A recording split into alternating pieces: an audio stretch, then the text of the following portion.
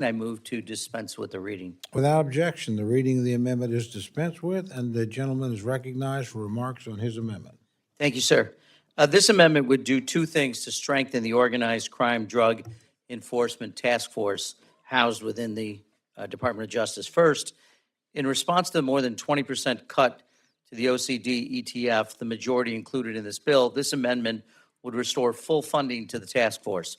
Second, in response to the president's budget request, which completely dissolved the task force, this amendment would ensure that no federal funds may be used to dismantle this critical initiative.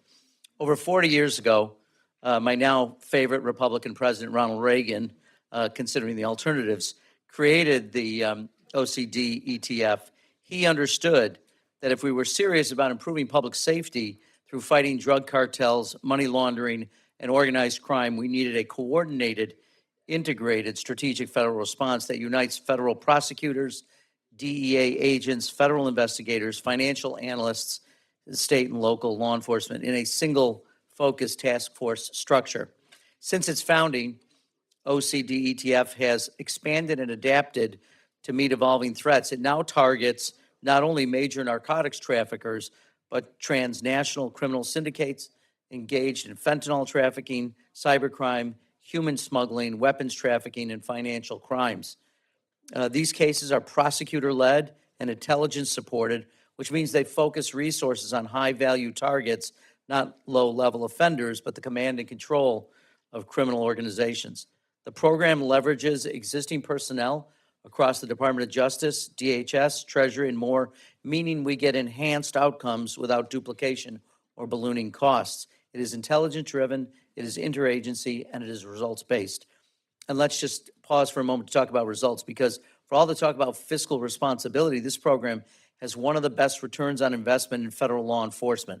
In fiscal year 2022, OCDETF brought in $524 million in cash and property seizures and forfeitures. In fiscal year 2023, it brought in $423 million, almost offsetting its funding through its own success. It essentially paid for itself. Even FBI Director Patel said during my exchange with him at our budget deliberation just a few months ago, it's good ROI. He directly contradicted the president's budget request, which proposed completely dissolving the task force, but I am grateful for his honesty in talking about OCDETF's successes. Dismantling this structure would not save money, it would waste it. OCDETF's role assisting local law enforcement to fight organized crime is absolutely critical to ensuring public safety across the country. Without it, federal and local law enforcement will be extremely hampered in their ability to continue combating criminal activity. At a time when Americans are looking to us for real solutions, the administration is actively dismantling a legitimate and effective initiative that has successfully lowered crime in cities across the United States. Dismantling OCDETF is not just reckless, it's a betrayal of the very public safety principles this body stands for. I urge my colleagues to support this important amendment. Thank you, Mr. Chairman. I yield back. I thank the gentleman. Thank you, Mr. Chair. I want to thank the ranking member and my colleague and friend, Mr. Ivey, for their comments and their eloquence on the subject. I do think that it makes the greatest sense, and this is where I think the director of the FBI was being candid with us when he said there was a great ROI on this and that it makes sense to bring together different elements of the government to work together and to offer each their own expertise, and working together really can generate much greater results.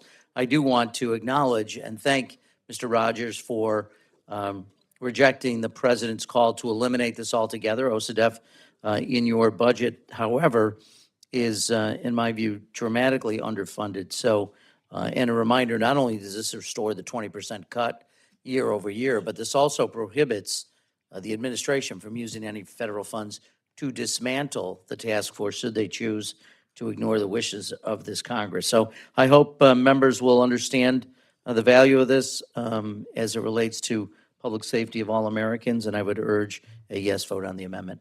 I yield back.